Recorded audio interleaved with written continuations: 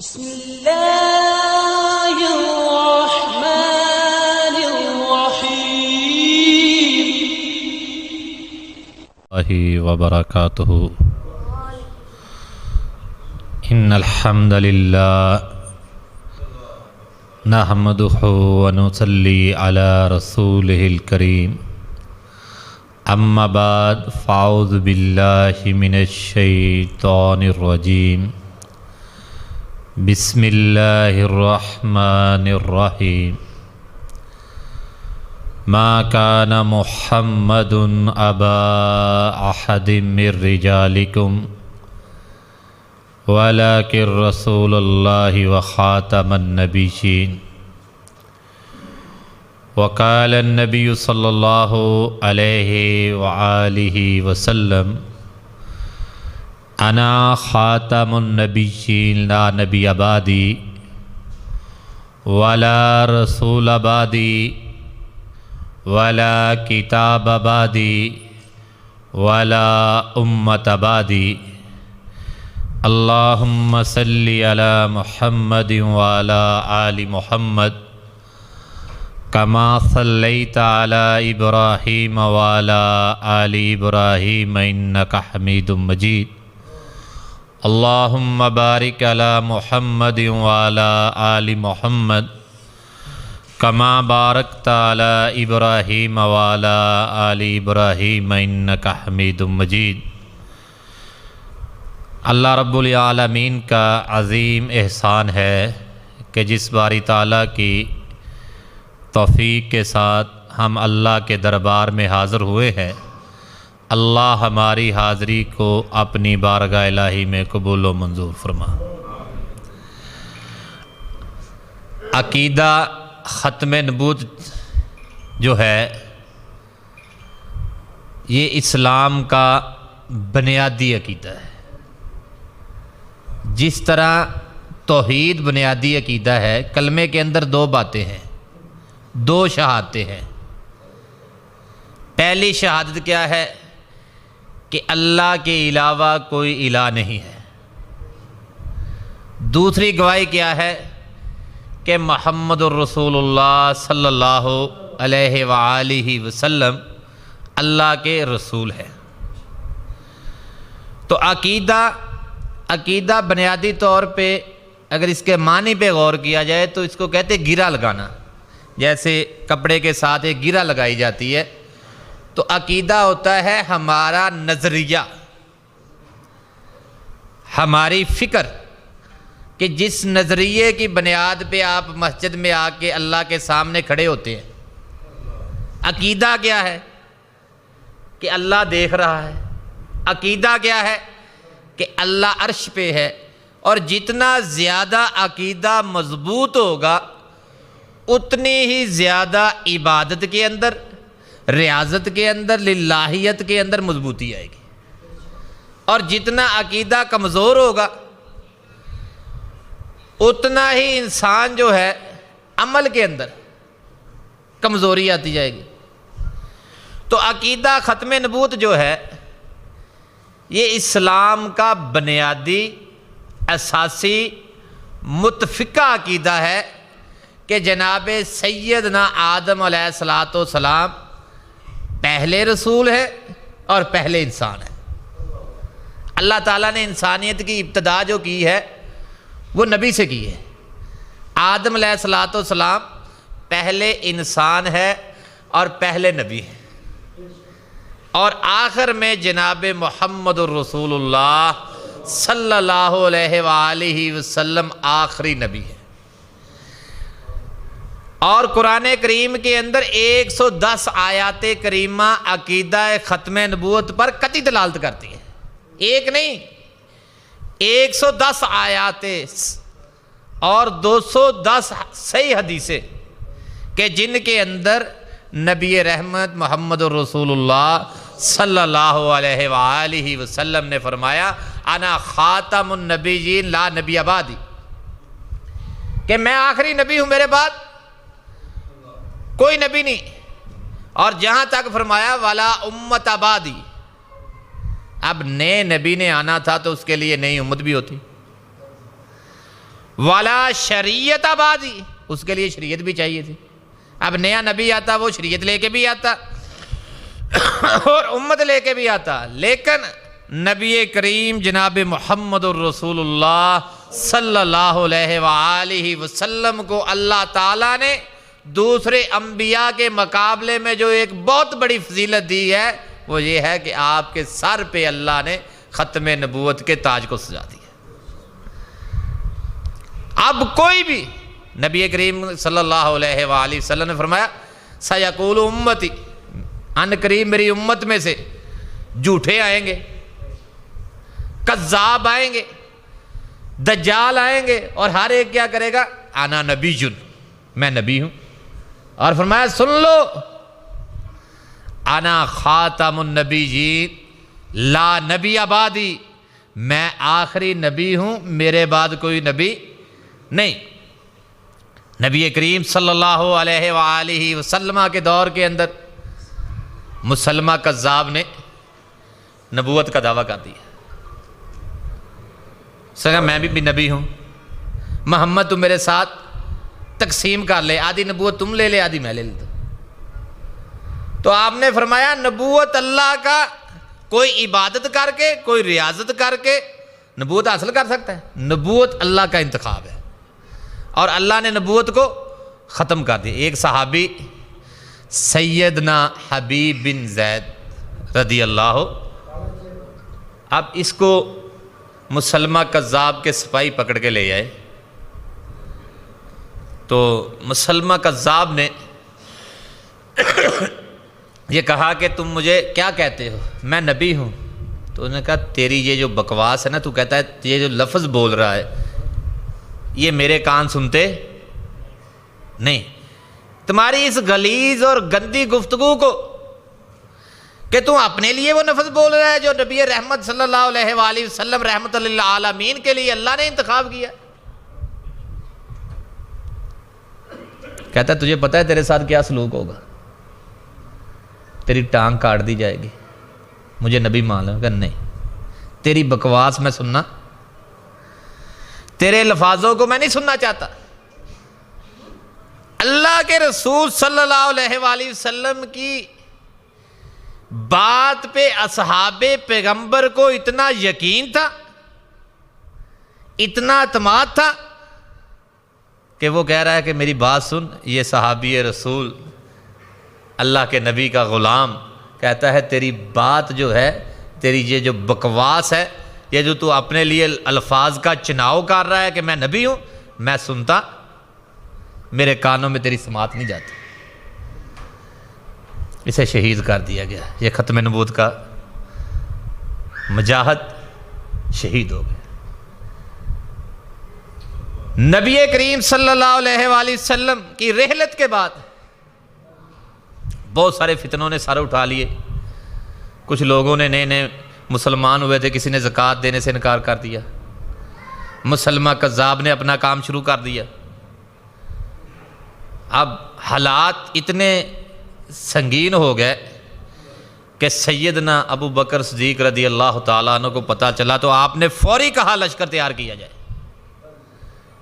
کچھ صحابہ نے مشورہ دیا کہ ابھی حکومت نہیں ملی ہے، اللہ کے نبی صلی اللہ علیہ وسلم دنیا سے تھوڑی دیر ہوئی رحلت فرما کے، تو آپ نظام حکومت کو مضبوط کریں اور ان فتنوں کی جو سرکوبی ہے وہ بعد میں کر لیں گے. لیکن صدیق اکبر رضی اللہ تعالیٰ عنہ فرماتے ہیں کہ نبی صلی اللہ علیہ وآلہ وسلم کی ختم نبوت پہ ڈاکہ ڈالا جائے، اور سیدنا صدیق اکبر مسند کو بچاتا رہے. اور آپ نے لشکر تیار کیا، اور پھر لشکر ہی نہیں، اب وہ لشکر ایسا تیار ہوا کہ جس کے اندر بدری بھی جا رہے ہیں. پہلے جاتے تھے کہتے بدریوں کو ضرورت نہیں، ان کو اللہ تعالیٰ نے ان پہ جنت واجب کر دی ہے. بدر والے بھی جا رہے ہیں، قاری بھی جا رہے ہیں، اور مسلمہ کذاب کے خلاف سرے میدان کے اندر کھڑے ہوئے ہیں. اور 1200 کے قریب صحابہ اکرام جنگ یمامہ کے اندر جو ختم نبوت پر لڑی گئی، اس میں شہید ہوئے، اور اس میں زیادہ تر جو تعداد تھی وہ قرہ اکرام کی تھی، وہ قاریوں کی تھی۔ یہ سلسلہ چلتا رہا، ختم نبوت کے ڈاکو چور پیدا ہوتے رہے، اور ان کی نسلیں جو ہیں وہ ختم ہوتی گئی۔ لیکن جو برصغیر پاک و ہند میں جو فتنہ جو برطانیہ سامراج کے سائے میں پلا، وہ ختم نہیں ہوا۔ وہ آج بھی ہمارے محلوں میں، آج بھی ہماری ڈیموکریسی میں، آج بھی ہمارے افسر شاہی میں، آج بھی ہمارے اداروں کے اندر نام کیا ہے؟ عبداللہ ہے، نام کیا ہے؟ عبد الرحمن ہے، نام کیا ہے؟ عمر ہے۔ مسلمان سمجھتا ہے مسلمان ہے، لیکن پتہ چلتا ہے یہ قادیانی ہے۔ آپ کو دروازے پہ دکست دی، بیٹے نے پوچھا ہاں کون آیا ہے؟ کہا جی عبداللہ آیا ہے۔ پتہ چلا عبداللہ کون؟ عبداللہ جس نے مرزا غلام احمد قادیانی کی بیعت کی ہوئی ہے کہ مرزا غلام احمد قادیانی نبی۔ آج بھی آپ کے محلے میں، آپ کے گھروں کے میں داخل ہو چکے۔ 1938 کے اندر، تالی کے اندر مرزا غلام احمد قادیانی پیدا ہوا۔ اس نے علم حاصل کیا ہے، اور ایک نچلے درجے کا چپڑاسی منشی سیالکوٹ کچہری کے اندر لگ گیا۔ اس وقت انگریز کو ایک ایسے فرد کی ضرورت تھی، ایک ایسے انسان کی ضرورت تھی جس کے ساتھ، جس طرح لوگ رسول اللہ صلی اللہ علیہ وسلم کے ساتھ محبت کرتے ہیں اس کے ساتھ محبت کریں، جس طرح رسول اللہ صلی اللہ علیہ وسلم کو لوگ نبی مانتے ہیں اس کو نبی مانیں، جس طرح رسول اللہ صلی اللہ علیہ وسلم کی باتوں کو حدیث مانتے ہیں لوگ اس کی باتوں کو حدیث مانیں، جس طرح رسول اللہ صلی اللہ علیہ وسلم کے صحابہ جنت البقیع میں دفن ہونے والوں کو جنت البقیع کہا جاتا ہے قبرستان کو، ان کے مقابلے میں ان کا قبرستان۔ اب اس کے لیے انگریز ایک ایسی کوشش میں تھا کہ مسلمانوں کا جو تعلق ہے، مسلمانوں کا جو رشتہ ہے، مسلمانوں کی جو محبت ہے، وہ نبی کریم صلی اللہ علیہ وآلہ وسلم سے توڑ کر کسی اور کے ساتھ جوڑی جائے۔ کیونکہ مسلمان جو ہے نا، مسلمان کے اندر عملی کوتاہی ہو سکتی ہے، کمی ہو سکتی ہے، لیکن جہاں نبی کی ذات اور ناموس کی بات ہوتی ہے تو مسلمان اپنا سب کچھ دینے کے لیے تیار ہو جاتا ہے، اپنی جان مال، اپنا تن من دن ناموس رسالت کے لیے قربان کرنے کے لیے تیار ہو جاتا ہے۔ اب ایسے شخص کا انتخاب تھا،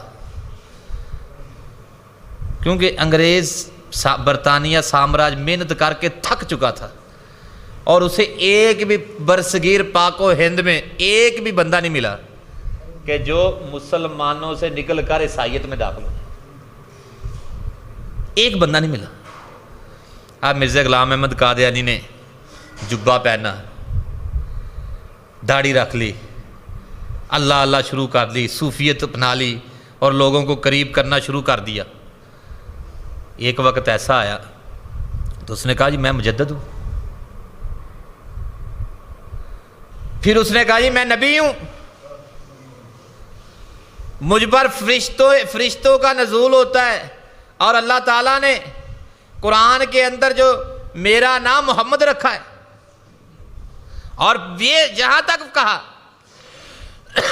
کہ میں محمد صلی اللہ علیہ وآلہ وسلم کی بیشتے ثانی بن کے آیا۔ محمد کا دوبارہ ظہور مرزا غلام احمد قادیانی نعوذ باللہ اس کی شکل میں ہے۔ ہم مسلمان جو غلامی کی زندگی ہوتی ہے نا، بہت دردناک زندگی ہوتی ہے۔ مسلمان اس وقت غلامی کی زندگی گزار رہے تھے، مسلمانوں کی مسجدوں میں گھوڑوں کے استبل بنے ہوئے تھے، مسلمانوں کا علم جو کتابیں تھی وہ دریا برد کر دی گئی ہوئی تھی۔ اب مسلمانوں کی پہلے آزادی کو سلب کیا گیا، اب آگے جو کام کیا کہ وہ ذات جو کروڑوں مسلمانوں کی محبت عقیدت کا محور تھا، مرکز تھا، اب اس کی ذات پہ ڈاکہ ڈالنے کے لیے ایک ایسے غلیظ انسان کا انتخاب کیا گیا، اور جسے برطانیہ سامراج نے چھتری ماری مہیا کی، سکورٹی مہیا کی، پیسہ مہیا کیا، دولت مہیا کی کہ تو فلاں فلاں اعلان کر کے میں نبی۔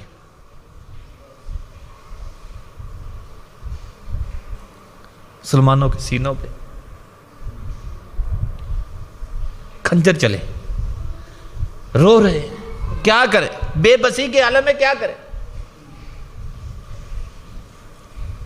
اس وقت اہل حدیثوں کے سرتاج مولانا محمد حسین بٹالوی رحمۃ اللہ علیہ، کون جی؟ مولانا محمد حسین بٹالوی رحمۃ اللہ علیہ نے ایک فتویٰ لکھا، اور اس نے فتویٰ اپنے استاد کو دکھایا۔ پھر برصغیر پاک و ہند کے 100 علماء نے، جید نے، دیوبندیوں نے، بریلویوں نے، سب نے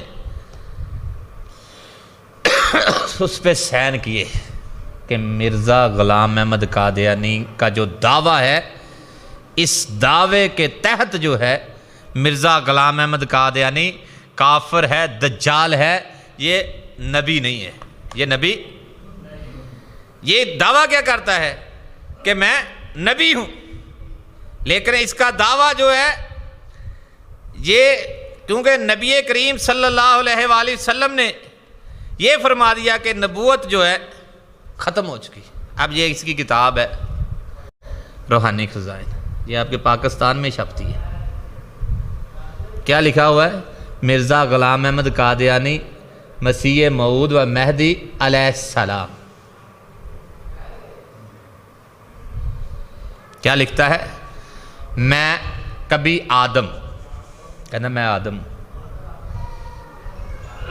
میں کبھی آدم، کبھی موسیٰ،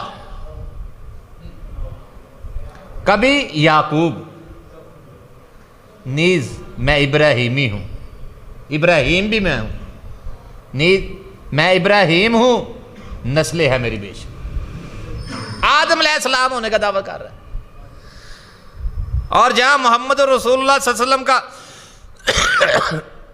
نام آتا ہے، اور وہاں کہتا ہے کہ اللہ نے قرآن کریم میں جو میرا نام جو ہے وہ محمد رکھا۔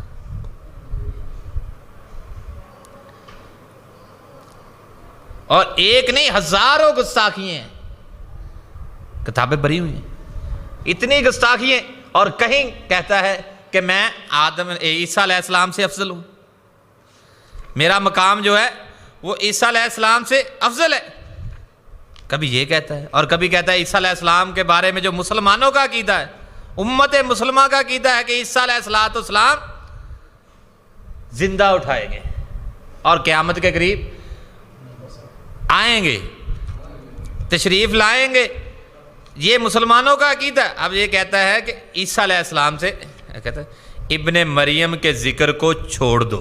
ابن مریم کون ہے جی؟ عیسیٰ علیہ السلام۔ اس سے بہتر ہے غلام احمد قادیانی۔ یہ میری کتاب نہیں ہے، یہ مرزا غلام احمد قادیانی کتاب، نہ کسی مسلمان نے لکھی ہوئی ہے، یہ انہیں کی چھپی ہوئی ہے، انہیں کے مکتبے سے چھپی ہوئی ہے۔ کیا کہتا ہے؟ ابن مریم، عیسیٰ علیہ السلام کے بارے میں کہتا ہے ابن مریم کے ذکر کو چھوڑ دو، اس سے بہتر ہے غلام احمد قادیانی۔ پھر اس سے آگے جس مقصد کے لیے انگریز نے اس کو تیار کیا، سب سے زیادہ تکلیف انگریز کو کس سے ہے؟ نمازیں پڑھنے سے تو نہیں، کیوں بابا جی؟ تہجد پڑھنے سے تو نہیں ہے، کس سے ہے؟ جہاد کرنے سے۔ آپ نمازیں ساری رات پڑھتے رہے، انگریز نے کفر نہیں کہے گا کہ آپ نمازیں کم کر دو۔ تکلیف کفر کو کب ہے؟ جب تم اللہ کے کلمے کو بلند کرتے ہو اور کہتے ہو کہ اللہ کا کلمہ نافذ ہوگا اور کفر مٹ کے رہے گا، اور کفر کا انکار کرتے ہو تو پھر اس کو تکلیف ہوتی ہے۔ اس مقصد کے لیے انگریز نے اس کو تیار کیا تھا۔ اب کیا ہے؟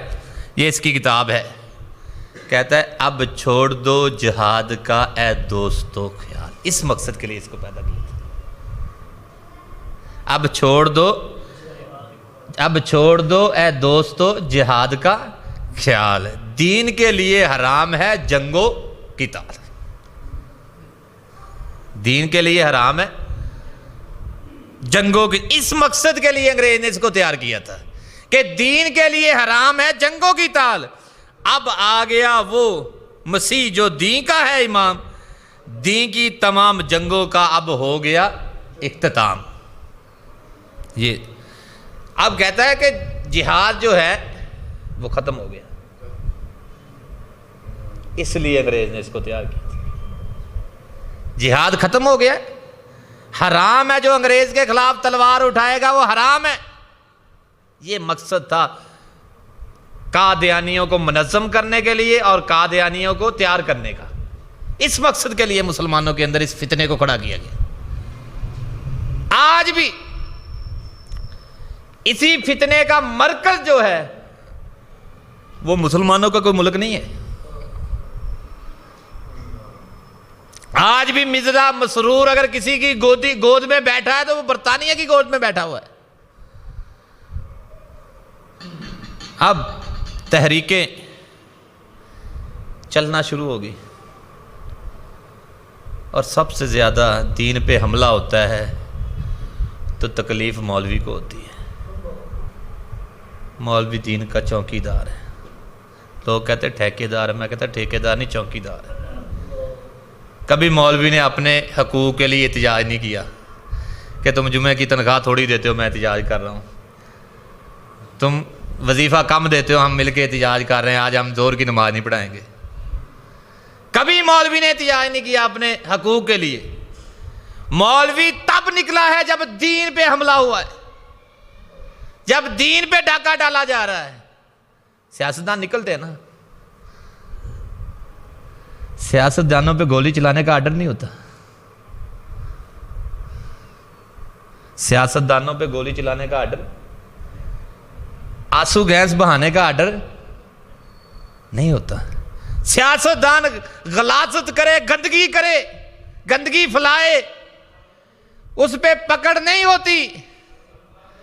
مولوی دین کا چوکی دار بن کے کھڑا ہو جائے، کہتے ہیں اس کو گرا دو، یہ اسلام کا نام کیوں لیتا ہے، یہ دین کا نام کیوں لیتا ہے، یہ مسجد کا نام کیوں لیتا ہے، یہ مدرسے کا نام کیوں لیتا ہے، یہ نبی کی ختم نبوت کی بات کیوں کرتا ہے، اس سے ہمیں تکلیف ہے۔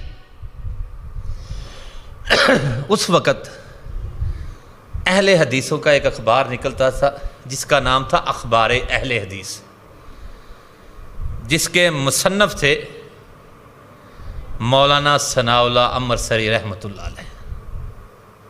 اور مولانا ثناء اللہ امرسری رحمۃ اللہ علیہ کو نے ہر فتنے کے خلاف اس وقت کام کیا، اور سب سے بڑا فتنہ قادیانی تھا۔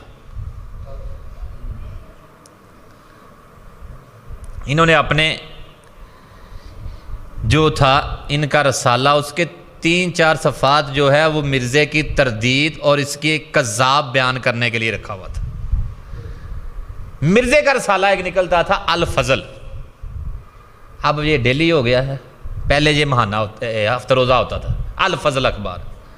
ابھی بھی کچھ علاقوں میں نا یہ جنگ اخبار کے ساتھ اخبار دینے والے، بعض جگہ پہ ہم نے محنت کی ہے، اخبار والوں کو سمجھایا یار یہ جو الفضل اخبار ان کو نام بیچو، یہ قادیانیوں کا ہے۔ بعض کو اللہ تعالیٰ نے توفیق دی ہے وہ نہیں دیتے، اور بعض کی مجبوری ہے، کہتے ہیں یہ ہماری مجبوری ہے، اگر ہم الفضل نہ دیں تو وہ ہم سے دوسرے اخبار بھی نہیں لیتے۔ تو الفضل اخبار مرزا غلام احمد قادیانی کا تھا، اور اخبار اہل حدیث مولانا ثناء اللہ امرسری رحمۃ اللہ علیہ کا تھا۔ اب مرزا غلام احمد قادیانی نے ایک اشتہار اس میں شائع کیا جس کا نام تھا آخری فیصلہ۔ کیا نام تھا جی؟ آخری فیصلہ۔ آخری فیصلے میں لکھتا ہے کہ میں مولانا ثناء اللہ امرسری کی تحریروں سے تنگ آ گیا ہوں، یہ میری تکذیب کرتا ہے، مجھے دجال کہتا ہے، مجھے جھوٹا کہتا ہے، تو میں اللہ کے ہاں ایک فیصلہ رکھتا ہوں مبالغے کا، ہم دونوں میں سے جو جھوٹا ہوگا وہ پہلے مر جائے گا اور سچا زندہ رہے گا۔ مولانا ثناء اللہ امرتسری رحمۃ اللہ علیہ نے اس فیصلے کو اپنے اخبار اہل حدیث میں شائع کیا اور کہا میں تیار ہوں، میں اس مبالغے کے لیے تیار ہوں۔ مبالغہ شروع ہو گیا، ٹائم طے ہو گیا۔ مولانا ثناء اللہ امرتسری رحمۃ اللہ علیہ، مرزا غلام احمد قادیانی، اور اس نے ایک اس میں نا بات لکھی جو اس نے لکھا تھا نا اشتہار، اس نے کہا یہ موت جو ہے وہ انسانی ہاتھ سے نہیں ہونی چاہیے، انسانی جانے پتہ ڈر تھا کہ کوئی مسلمان جو ہے نا پھڑکا نہ دے، یہ ہیضے کے ساتھ ہونی چاہیے۔ اب اس کی موت کو بیان کرتے ہوئے اس کی بیوی جو لکھتی ہے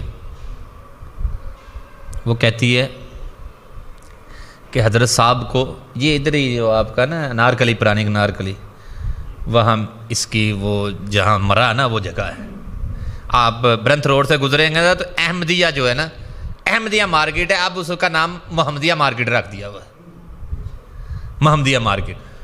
تو وہاں یہ آرام کا لیٹا ہوا تھا، تو اسی بیگم اس کی کہتی ہے کہ حضرت کو دست آیا، یعنی کہ واش روم آیا، ایک دفعہ حضرت دست کے لیے گئے، دوسری دفعہ گیا، اور تیسری دفعہ حضرت جو ہے نا لیٹرین کے اندر گر گئے۔ پہنچی وہاں پہ خاک جہاں کا خمیر تھا، واش روم میں گرا، اور علامہ عبداللہ ناصر رحمانی صاحب فرماتے ہیں، کہتے ہیں اللہ نے نبوت کے سارے دروازے بند کر دیے تھے، اس کے لیے لیٹرین کا دروازہ کھلا تھا۔ اللہ نے اس فتنے کو لیٹرین میں گرا اور لیٹرین میں سے اٹھا کر اس کو باہر پھینکا گیا، اور پھر اس کو ٹرین کے ذریعے، اس کو دجال کہتا ہے، ٹرین کو کہتا تھا یہ دجال ہے، اس کی ایک لائٹ ہے، تو اللہ کے نبی نے فرمایا تھا اس کی ایک آنکھ ہوگی، تو اس نے کہا یہ ٹرین، اب یہ مسلمان جو تھے اس وقت اس کی لاش کو منتقل کرنے کے لیے سواری مہیا نہیں کر رہے تھے، یہ ٹرین پہ سوار ہو گئے، دجال پہ سوار ہو گئے۔ اب صحیح البخاری کی روایت ہے، حضرت ابوبکر صدیق رضی اللہ تعالیٰ عنہ نے فرماتے ہیں کہ نبی جس جگہ فوت ہوتا ہے وہاں دفن ہوتا ہے، تو مرزے کو کہاں دفن ہونا چاہیے؟ کیوں حضرت قاری صاحب؟ لیٹرین میں دفن ہونا چاہیے ہیں؟ مرزے کو کہاں دفن ہونا چاہیے؟ کیونکہ حدیث ہے، اگر تو اب یہی نہیں، اس کی بہت ساری بکواسات ہیں۔ محمدی بیگم تھی ایک، اس کا خامد فوت ہو گیا، تو اس نے کہا کہ اللہ کے طرف سے فرشتہ آیا ہے، اس نے مجھے محمدی بیگم کی تصویر دکھائی ہے، کہ یہ میری بیوی ہے۔ کیوں بابا جی؟ کہتا میری اس کے ساتھ شادی ہوگی، پیشن گوئی ہے میری۔ اب اس کی پیشن گوئی یہ ہے کہ ساری زندگی محمدی بیگم جو تھی اس کو جوتا دکھاتی رہی ساری زندگی، اور اس نے اس کے ساتھ، محمدی بیگم نے اس کے ساتھ نکاح تو دور کی بات ہے، اس کی جھوٹی کذاب نبوت پر بھی ایمان نہیں لائی۔ تو میرے عزیزو، اس وقت قادیانیت جو ہے وہ ہمارے مسلمانوں کے اندر اس انداز میں داخل ہو چکی ہے، 5 سال ہو جاتے ہمارا تعلق بنے، لیکن ہمیں بعد میں پتہ چلتا ہے یار یہ قادیانی تھا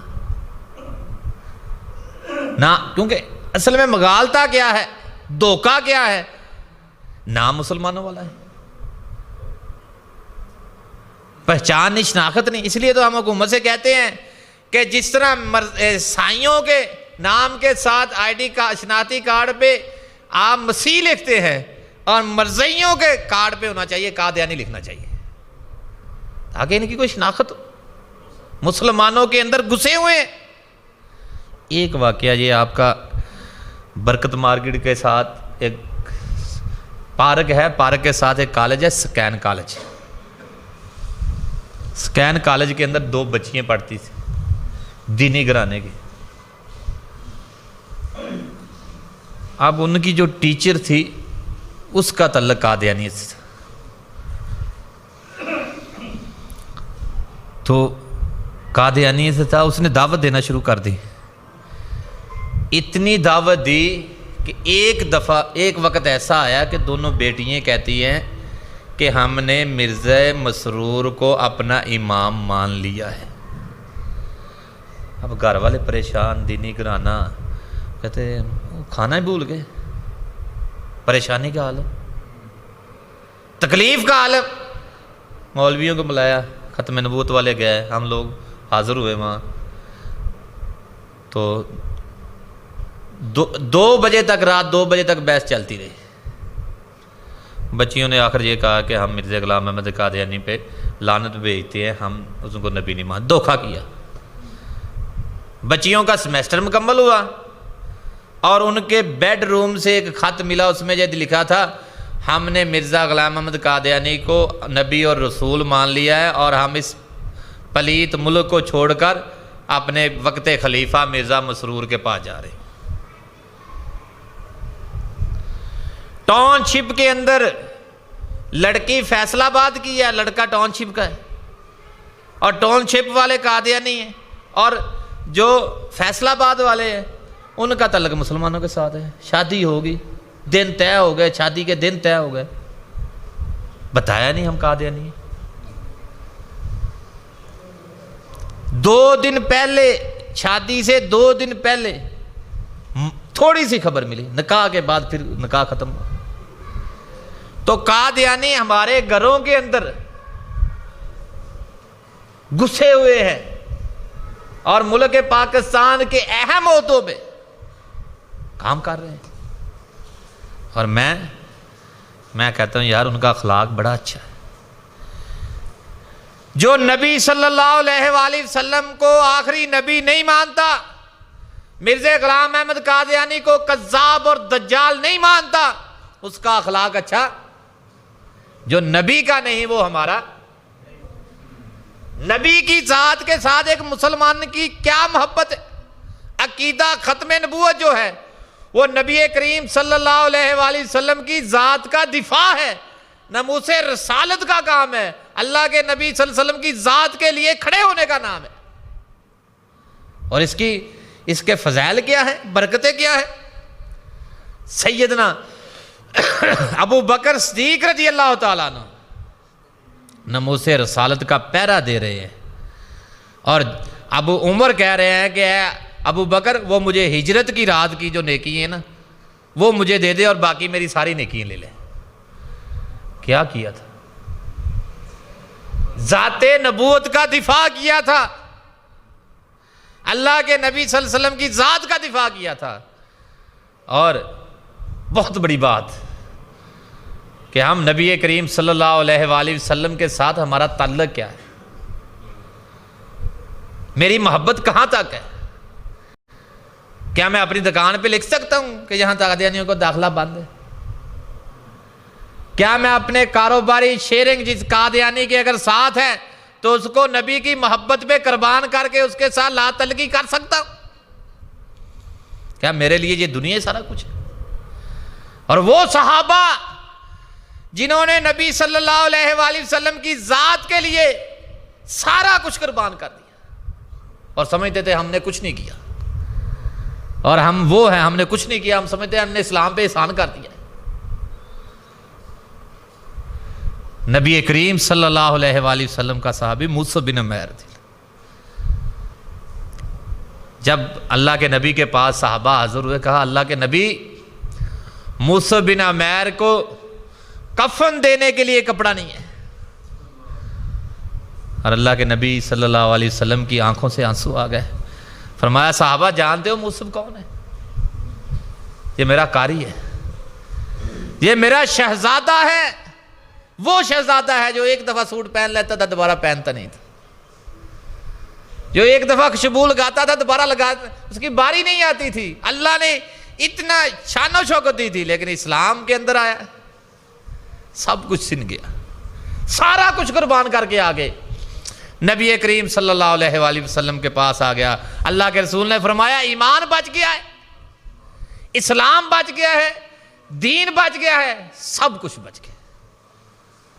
آج ضرورت ہے، قادیانی ہر قادیانی چاہتا ہے کہ ہر مسلمان کا جو تعلق ہے وہ نبی کریم صلی اللہ علیہ وآلہ وسلم کی ذات کے ساتھ ختم ہو جائے اور غلام احمد قادیانی کے ساتھ جڑ جائے.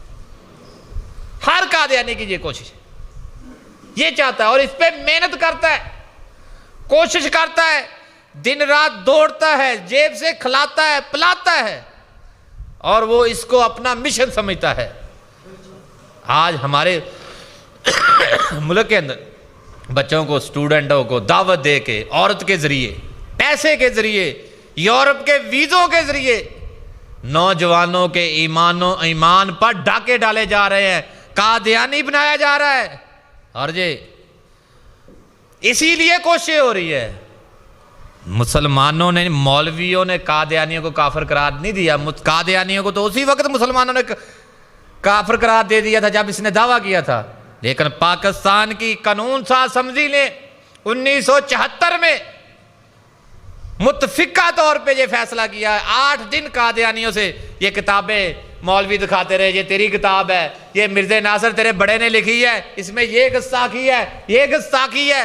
یہ 7 دن بحث ہوتی رہی آپ کی قومی اسمبلی کے اندر, اور 7 دن بعد سب ممبران نے کھڑے ہو کے کہا کہ قادیانی جو ہے وہ دجال ہے, کافر ہے, اور یہ عینی طور پہ کافر قرار دی ہے. پاکستانی قانون کے تحت کوئی قادیانی کسی مسلمان کو اپنا رسالہ نہیں دے سکتا, کوئی قادیانی اپنے گھر کے اوپر آیت نہیں لکھ سکتا, کوئی قادیانی اپنے آپ کو مسلمان نہیں کہہ سکتا, کوئی قادیانی اپنا رسالہ, کتاب, دعوت کسی مسلمان کو نہیں دے سکتا. کیوں؟ اور اگر دیتا ہے تو آپ کا حق ہے کہ آپ متعلقہ تھانے میں جائیں اور 298 کی FIR قادیانی پہ درج کروائیں. یہ کرنے کے کام ہے. آج مسلمانوں کے تعلق جو ہے وہ محمد رسول اللہ صلی اللہ علیہ وآلہ وسلم سے توڑ کر مرزا غلام احمد قادیانی کے ساتھ جوڑے جائے. اور مقصد کیا ہے کہ نبی کریم صلی اللہ علیہ وآلہ وسلم کے ساتھ وفاداری کرنے والے جو ہیں وہ مرزا غلام احمد قادیانی کے وفادار بن جائیں. آج ملک کے اندر سٹیٹ بنی ہوئی ہے, آپ چلے جائیں چناب نگر, آپ اندر نہیں داخل ہو سکتے, نو گو ایریا بنا ہوا ہے, اپنی مرضی کے ان کے فیصلے ہوتے ہیں. اور جہاں سے مسلمانوں کو, نبی کریم صلی اللہ علیہ وآلہ وسلم کے امتیوں کو, اللہ کے رسول صلی اللہ علیہ وسلم کے ساتھ محبت کرنے والوں کو کھانے کے ذریعے, سیر کے ذریعے, اسٹوڈنٹوں کو وہاں لے جایا جاتا ہے اور بٹھا کے کہا جاتا ہے, مربی بیٹھ جاتے, کہتے سوال کرو جے جواب دے. قریب قریب کر کے ایک وقت ایسا آتا ہے کہ مسلمان کا, اہل ایمان کا نبی کریم صلی اللہ علیہ وآلہ وسلم سے تعلق ٹوٹ جاتا ہے اور اس کانے دجال کے ساتھ جڑ جاتا ہے.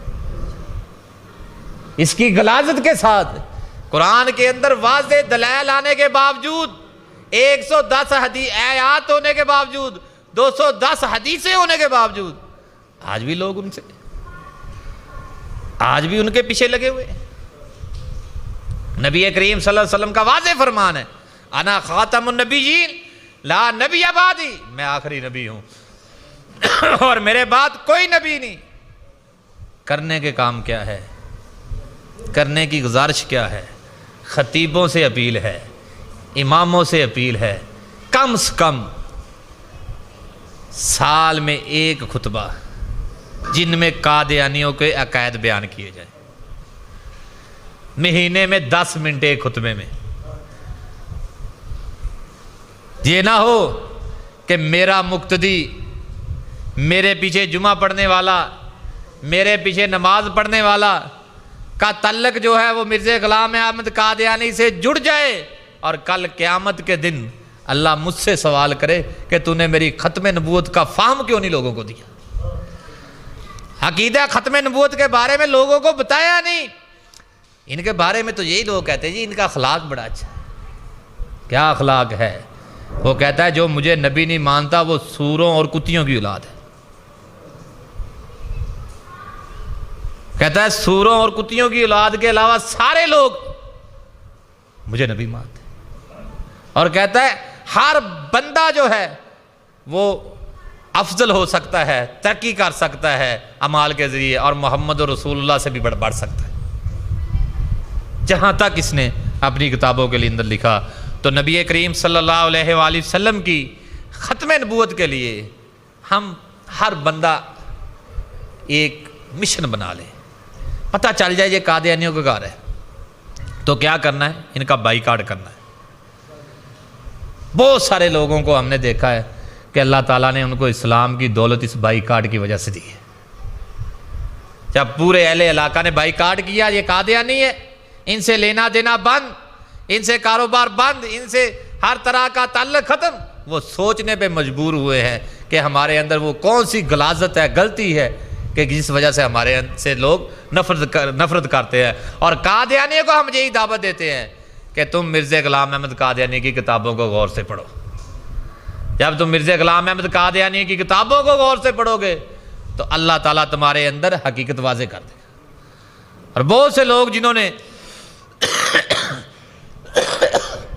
اسلام کو قبول کیا اور قادیانیت پہ لعنت کی، انہوں نے مرزا غلام احمد قادیانی کی کتابوں کو پڑھا ہے، کتابوں کو پڑھا ہے، اس پہ غور کیا ہے، اس پہ غور کرے۔ اللہ رب العزت ہمیں زندہ رکھے تو اسلام پہ زندہ رکھے، موت دے تو اسلام پہ موت دے۔ اللہ تعالیٰ ہمیں عقیدہ ختم نبوت کا کام کرنے کی توفیق عطا فرمائے۔ نبی کریم صلی اللہ علیہ وسلم کی ذات کے لیے، آپ کے ناموس کے لیے اللہ تعالیٰ ہمیں پسند فرما لے، زندہ رکھے تو اسی عظیم کام ہے۔ ناموس رسالت کا کام بہت عظیم کام ہے، بہت عظیم کام ہے، نبی کی ذات کا دفاع کرنا۔ سیدنا سعد رضی اللہ تعالیٰ عنہ کا مجھے واقعہ یاد آ رہا ہے، آخری بات، کہ اللہ کے رسول کے سامنے بیٹھے ہیں، تیر چلا رہے ہیں۔ ابو بکر جب اللہ کے رسول کو مخاطب ہوتے ہیں تو کہتے ہیں فدا کا ابی و امی، اللہ کے رسول آپ پہ میرے ماں باپ قربان ہو۔ عمر بھی کہتے ہیں فدا کا ابی و امی، لیکن سعد وہ صحابی ہے، اللہ کے رسول تیر پیش کر رہے ہیں کہ سعد چلاؤ، ذات نبوت کا دفاع کر رہے ہیں سعد۔ تو نبی کریم صلی اللہ علیہ وسلم کیا فرما رہے ہیں، فدا کا ابی و امی، سعد تم پہ میرے ماں باپ قربان۔ کون کہہ رہے ہیں؟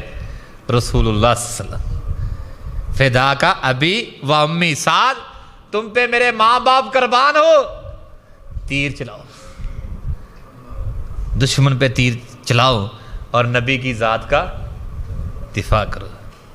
ہم نبی کے ساتھ اپنا تعلق مضبوط کریں اور یہ ارادہ کر لے جو نبی کی ختم نبوت کو نہیں مانتا، جو عقیدہ ختم نبوت پر ایمان نہیں رکھتا، ہمارا اس کے ساتھ کوئی تعلق نہیں ہے، اس کا مرزے کے ساتھ تعلق ہے، ہمارے ساتھ کوئی تعلق نہیں، کیونکہ ہمارے نبی جناب محمد رسول اللہ صلی اللہ علیہ وآلہ وسلم آخری نبی ہے۔ اللہ نے آپ کے سر پر ختم نبوت کے تاج کو سجا دیا ہے۔